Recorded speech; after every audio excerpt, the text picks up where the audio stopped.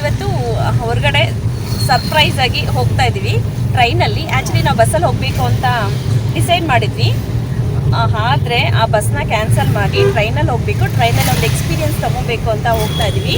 So ನನ್ನ ಜೊತೆ join ಆಗ್ತಾ ಇರೋದು ಸೇಮ್ ನನ್ನ ಫ್ರೆಂಡ್ಸು. ಯಾರದು? ಅನಿ, ಹಾಯ್ ಮಾಡು ಅನಿ. ಆ್ಯಂಡ್ ಅನಿ ಮಕ್ಕಳು, ನನ್ನ ಮಗಳು. ಸೊ ಇದರಲ್ಲಿ ಸಿದ್ದರಾಜು ಮತ್ತು ಅನಿಲ್ ಇರಬೇಕಾಗಿತ್ತು, ಆದರೆ ಇಲ್ಲ. ಪೂರ್ಣ ಜವಾಬ್ದಾರಿನ ನಮಗೆ ಕೊಟ್ಟಿದ್ದಾರೆ. ಅದೇನು ಅಂತ ಮುಂದೆ ಮುಂದೆ ಹೋಗ್ತಾ ಹೋಗ್ತಾ ಗೊತ್ತಾಗುತ್ತೆ. ಸೊ ಯಾವುದನ್ನು ಇವಾಗಲೇ ರಿವೀಲ್ ಮಾಡಬಾರ್ದು ಅಂತ ಅಂದ್ಕೊಂಡಿದ್ದೀವಿ. ನಾವು 4 ಜನ ಸೇರಿ ಏನೋ ಒಂದು ಬಿಸ್ನೆಸ್ ಪ್ಲ್ಯಾನ್ ಮಾಡಿದ್ದೀವಿ. ಸೊ ಐಡಿಯಾ ಮಾಡಿದ್ದು ನಾನು, ಆದರೆ ಕೈ ಜೋಡಿಸಿದ್ದು 3 ಜನ. ಸೊ ಏನು ಹೇಳ್ತೀಯಾ ನೀ? ಹೌದಪ್ಪ.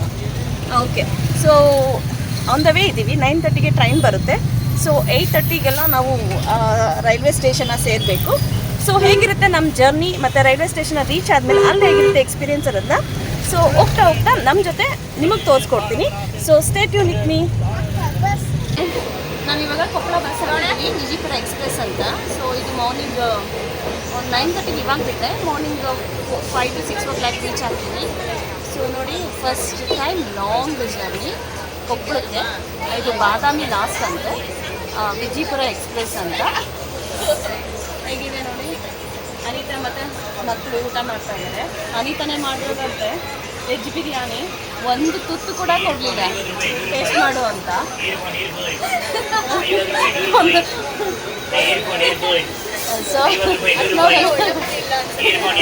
ಸೊ ನಮ್ಗೆ ಇವತ್ತು ಉಪವಾಸ ಇರಬೇಕು ಅಂತ ಅನಿಸುತ್ತೆ. ಇಲ್ಲಿನ ಫುಡ್ ಚೆನ್ನಾಗಿರೋದಿಲ್ಲ, ತಗೊಳ್ಳೋದಿಲ್ಲ. ನೋಡೋಣ. ಹಾಂ ನೋಡಿ, ಟೈಮ್ ಆಲ್ರೆಡಿ 4:45 ಆಗಿದೆ. ಸೊ ಅನಿತಾ ಇನ್ನೂ ಮಲಗೇ ಇದ್ದಾಳೆ. ಮೇಲೆ ನೋಡಿ ಹೇಗೆ ಮಲ್ಕೊಂಡಿದ್ದಾಳೆ ಅಂತ. ಸೊ ಮುಂದೆ ಹೊಸಪೇಟೆ ಬರುತ್ತೆ. ಹಬ್ಬ, ಟ್ರೈನಲ್ಲಿ ಹೊಸ ಎಕ್ಸ್ಪೀರಿಯೆನ್ಸು.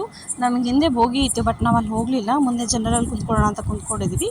ಸೊ ಕಂಫರ್ಟೇಬಲ್ ಇದೆ. ಹಿಂದೆ ಆದರೆ ತುಂಬ ಇದು ಕೊಪ್ಪಳ ಕಡೆ ಎಲ್ಲ ತುಂಬ ಪಾನ್ ಪರಾಗ ಹಾಕೋದು ಮತ್ತು ಕುಡಿಯೋದು ಹೀಗೆಲ್ಲ ಮಾಡ್ತಾ ಇರ್ತಾರಂತೆ. ಸೊ ಹೆಣ್ಮಕ್ಳಿಗಿದೆ ಸೇಫ್ ಅಂತ ಅನ್ನಿಸ್ತು. ಸೊ ಅದರಿಂದ ಸೆಕೆಂಡ್ ಬೋಗಿನಲ್ಲಿ ಬಂದು ಕುಂತ್ಕೊಂಡಿದ್ದೀವಿ. ಅದಾದಮೇಲೆ ಸ್ಲೀಪರ್ ಕೋಚು ರಿಸರ್ವೇಷನ್ನು ಅದೆಲ್ಲ ಇರುತ್ತೆ. ನೋಡಿ ಹೇಗೆ ನಿದ್ದೆ ಮಾಡ್ತಾ ಇದ್ದಾಳೆ ಅಂತ. Hi, good morning. So morning 4:30 ಆಗಿದೆ. ಎಲ್ಲಿದ್ದೀವಲ್ಲಿ? ಇನ್ನು ಕೊಪ್ಪಳಗೆ ಇನ್ನು 2 hours ಇದೆ.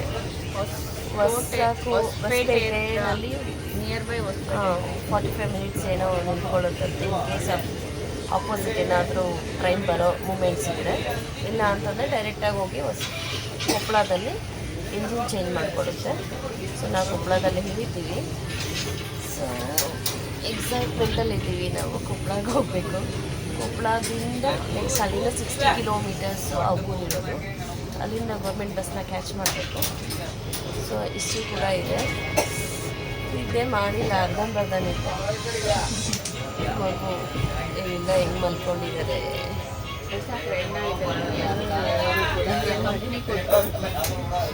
ಸೊ ಕಂಪ್ನಿ ಕೊಟ್ಟು ಕಂಫರ್ಟೇಬಲ್ ಇದೆ. ಸೊ ನೀನು ಆಲ್ಮೋಸ್ಟ್ ರೀಚ್ ಆಗ್ತಾ ಇದ್ದೀನಿ. ನೆಕ್ಸ್ಟ್ ಏನಾಗುತ್ತೆ ಅನ್ನೋದನ್ನ ಅಪ್ಡೇಟ್ ಮಾಡ್ತಾ ಇರ್ತೀನಿ. ನೋಡಿ ಹೊಸಪೇಟೆನಲ್ಲಿ ಹೆಂಗೆ ಕುತ್ಕೊಂಡಿದ್ದೀವಿ ಅಂತ. ಪಾಪ ಯಾವುದೋ ಮಗು ಹೆಂಗೆ ಕುಂತಿದೆ ಅಂತ.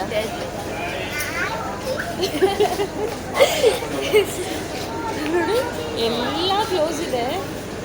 ಕಾಫಿ ಟೀ ಒಂದು ಬಿಟ್ಟರೆ ಬೇರೆ ಏನೂ ಸಿಗ್ತಲ್ಲ, ಸ್ನ್ಯಾಕ್ಸ್ ಏನಾದ್ರು.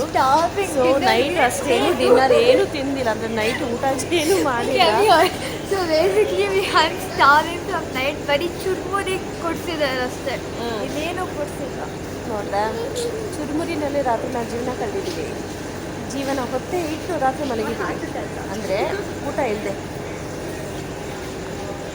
ಹೊಸಪೇಟೆನಲ್ಲಿ 45 minutes ವೆಯ್ಟ್ ಮಾಡ್ತಾಯಿದ್ದೆ.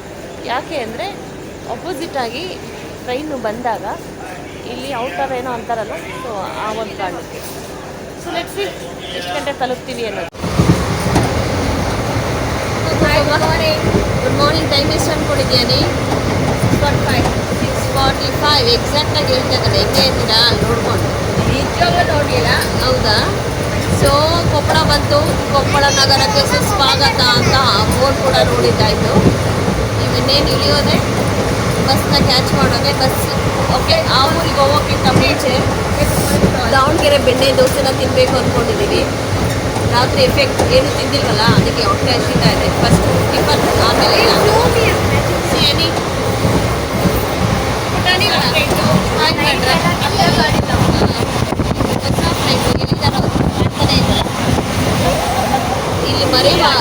ಅದೇ ಅಲ್ಲಿ ಬಿಟ್ಬೇಡ ಅಲ್ಲಿಲ್ಲ ನೀನು ಅಲ್ಲಿಲ್ಲ ನೆಕ್ಸ್ಟ್ ತಿನ್ಕೊಂಡು ಮಾತಾಡೋಣ. ಎಲ್ಲರೂ ಎಂಟ್ರಿ ಆಗಿದ್ದೀವಿ. ಈ ಫೇಸ್ಗಳನ್ನ ನೋಡಿದ್ರೆ ನೀವು ನೆಕ್ಸ್ಟ್ ಜನ್ಮದಲ್ಲಿ ನೋಡೋಕೆ ಇಷ್ಟಪಡಲ್ಲ ನಮ್ಮನ್ನು. ಹೌದೌದು.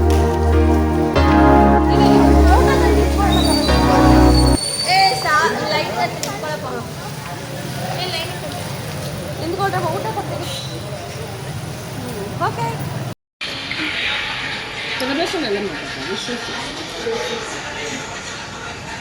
ಇಡ್ಲಿ ಯಾರಿಗೂ ಬೇಡವಾ? ಬಸ್ಸು ಅದೇ ಊರಲ್ಲಿ ಕೊಪ್ಪಳದಲ್ಲಿ ಇದ್ದೀವಿ. ಸೊ ಇವಾಗ ಹೋಗಿ ಟಿಫನ್ ಎಲ್ಲ ತಿನ್ಕೊಂಡು ಬಂದ್ವಿ. ನಾನು ಅನಿತಾ ಮತ್ತು ಮಕ್ಕಳು. ಸೊ ಪೂರಿ, ಮಸಾಲೆ ದೋಸೆ ಮತ್ತು ಇಡ್ಲಿ ತಿಂದಿದ್ದೀವಿ. ಸಿಕ್ಕಾಪಟ್ಟೆ ಟಯರ್ಡ್ ಆಗಿದ್ದೀವಿ. ಸೊ ಕುಷ್ಟಗಿ ಬಸ್ ಇದೆ. ಕುಷ್ಟಗಿ ಇಲ್ಲಿಂದ 60 ಕಿಲೋಮೀಟರ್ಸ್ ಆಗುತ್ತೆ. ಕುಷ್ಟಗಿನಲ್ಲಿ ಇಳಿದು ಅಲ್ಲಿಂದ ನವಲಹಳ್ಳಿ ಬಸ್ ಹತ್ತಬೇಕು. ಅಲ್ಲಿಂದ ಮತ್ತೆ 10 ಕಿಲೋಮೀಟರ್ ಇದೆ. ಸೊ ಇಷ್ಟೆಲ್ಲ ವಿಡಿಯೋ ಮಾಡೋದಕ್ಕೆ ಆಗೋದಿಲ್ಲ, ಯಾಕಂದರೆ ಬಸ್ಸಲ್ಲಿ ರೆಸ್ಟ್ ಮಾಡಬೇಕು ಅಂತ ಇರೋದ್ರಿಂದ. ಸೊ ಈ ಲಾಗ್ ಜೊತೆ ನಾನು ನಿಮ್ಮ ಮುಂದೆ ಇರ್ತೀನಿ.